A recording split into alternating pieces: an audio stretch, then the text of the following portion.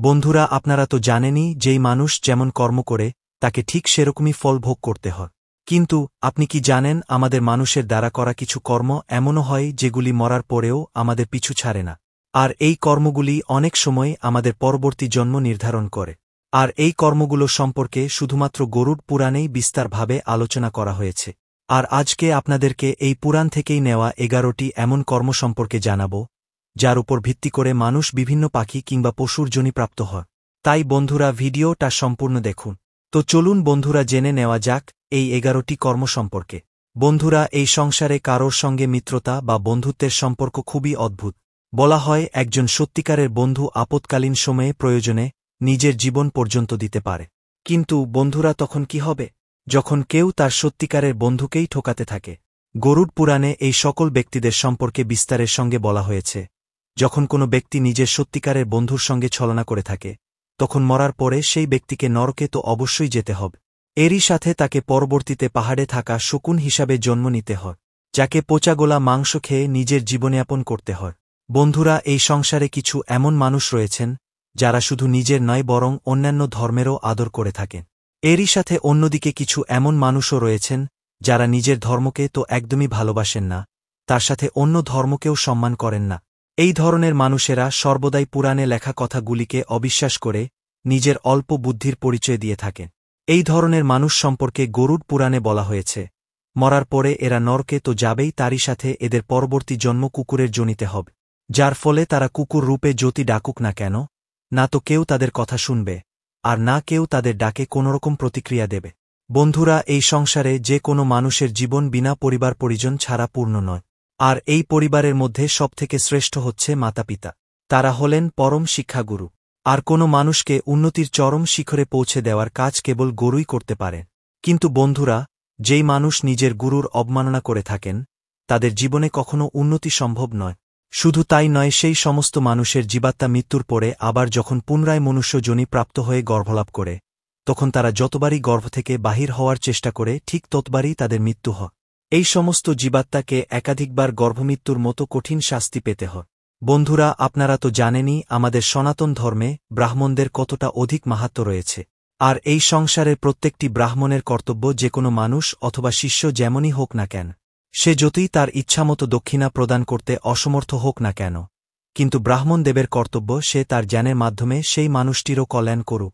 কিন্তু বন্ধুরা, যদি কোনো ব্রাহ্মণ এমনটা না করে, তাহলে এই জন্মে তার তো খ্যাতি নষ্ট হবেই, তারই সঙ্গে তারপর পরবর্তী জন্ম ষাঁড়ের যোনিতে হবে, এবং তাকে আজীবন নিজের কীর্তের উপর পশ্চাতাপ করতে হবে।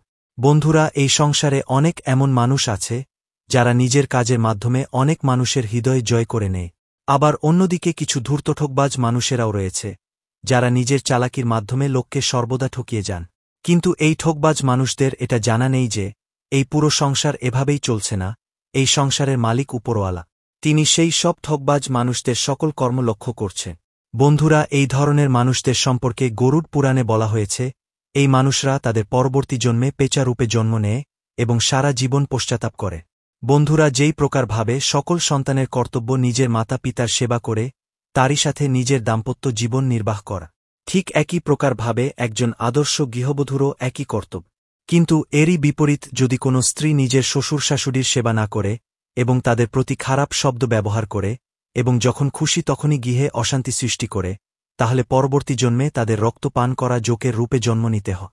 বন্ধুরা, আমাদের সনাতন ধর্মে অন্নদানকে সবথেকে বড় দান বলে মনে করা হয়। যে সকল মানুষেরা অন্নদান করে, তারা না শুধু মাত্র জীবিত থাকাকালীন অবস্থায় বরং তারই সাথে মৃত্যুর পরেও স্বর্গলোকে সম্মান প্রাপ্ত হয়। এর কারণেই মানুষ প্রতিভোজের আয়োজন করে। কিন্তু এরই মাঝে কিছু মানুষ এরকমও রয়েছে যারা চাল অথবা খাবার দাবারের অন্য কোনো জিনিসের চুরি করে কিংবা ভেজাল মিশিয়ে থাকে। এই সকল মানুষের ক্ষেত্রে গরুড় পুরাণ বলে যে মরার পরে এই সকল মানুষের পরবর্তী জন্ম ছুঁচো কিংবা ইঁদুর রূপে হবে, যার ফলে তারা সেই জন্ম প্রাপ্তির পর খাদ্যশস্যের একটি দানার জন্য কষ্ট ভোগ করবে। বন্ধুরা, আপনারা তো জানেনই, মানুষের কণ্ঠে মা সরস্বতীর বাস হয়। এই কারণে শাস্ত্রে বলা হয়েছে, মানুষদের কখনো এমন শব্দ উচ্চারণ করা উচিত নয় যা অন্যের ভাবনার হানি ঘটাবে। কিন্তু বন্ধুরা, তাও বহু মানুষেরা অপশব্দ ব্যবহার করতে পিছু হটে না এবং ছোট ছোট কথায় অন্যান্য মানুষদের গালিগালাজ করতে থাকে।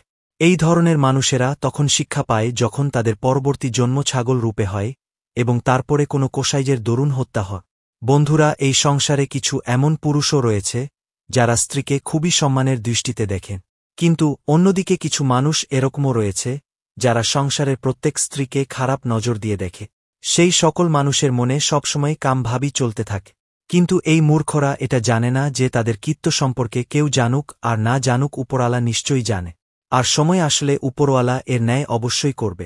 এই সকল লোকের সম্পর্কে গরুড় পুরাণ বলে, মরার পর পরবর্তী জন্মে এই সকল মানুষের জীবাত্মাদের গাধার যোনিতে জন্ম নিতে হয়, আর তখন বন্ধুরা এই গাধারা কোনো স্ত্রীর প্রতি বাসনারূপ দৃষ্টিতে নজর দিতে পারে না। বন্ধুরা, আপনি হয়তো নিশ্চয়ই দেখেছেন এই সংসারের বেশিরভাগ স্ত্রী পতিব্রতা হয়, তাদের মনে নিজের পতি ছাড়া কখনো অন্য কোনো পর পুরুষের ভাবনা আসে না। কিন্তু বন্ধুরা, সংসারের সকল স্ত্রীরা সমান হয় না। অনেক স্ত্রীরা নিজের স্বভাব থেকেই ব্যভিচারিণী হয়। এই ধরনের মহিলাদের নিজেদের কীর্তির জন্য অনেকবার সমাজে অপমানিত হতে হয়। শুধু তাই নয়, মৃত্যুর পরে পরবর্তী জন্মে এদের গিরগিটি অথবা চামচিকা রূপে জন্ম নিতে হয়। বন্ধুরা, আমাদের শাস্ত্রে বলা হয়েছে মনুষ্য জীবন আমরা অনেক কষ্ট করে পাই, কিন্তু বন্ধুরা তাও আমাদের মধ্যেই কিছু অজ্ঞানী লোক শুধু শুধু সাংসারিক বিবাদে জড়িয়ে চিন্তিত হয়ে পড়ি এবং পরমাত্মা দ্বারা দেওয়া এই অমূল্য সম্পদ বা মনুষ্য জীবন শেষ করে দেই নিজের হাতে। এই ধরনের মানুষদের ক্ষেত্রে গরুড় পুরাণ বলে এদের পরবর্তী জন্ম সর্পরূপে নিতে হয় এবং ভুল সংশোধন করতে হয়, তাহলেই তারা পরমাত্মা দ্বারা দেওয়া এই মনুষ্য জীবনের মর্ম বুঝতে পারে। তো বন্ধুরা, এই ছিল সেই যোনিগুলি যেগুলো মানুষেরা কর্মের অনুসারে পেয়ে থাকেন। সবশেষে বন্ধুরা, সকলের উদ্দেশ্যে বলবো, নিজের কর্ম সবসময় সৎ রাখুন, সেক্ষেত্রে আপনার পরবর্তী জন্ম মঙ্গলময় হবে। আর আপনি যদি আপনার কর্ম খুবই ভালো করেন, সেক্ষেত্রে ঈশ্বর আপনার প্রতি প্রসন্ন হবে এবং আপনাকে আর এই মৃত্যুলোকে আসতেই হবে না। নিজের কর্ম ঠিক করলে সেই ব্যক্তির সঙ্গে কখনোই খারাপ হয় না। বন্ধুরা, গল্পটা ভালো লাগলে লাইক, কমেন্ট, শেয়ার ও চ্যানেলটাকে সাবস্ক্রাইব করে দিও, তাহলে আমি যখনই কোনো নতুন ভিডিও আপলোড করব সবার আগে নোটিফিকেশন পেয়ে যাবে। এবং সবাই ভালো থাকবেন। ধন্যবাদ।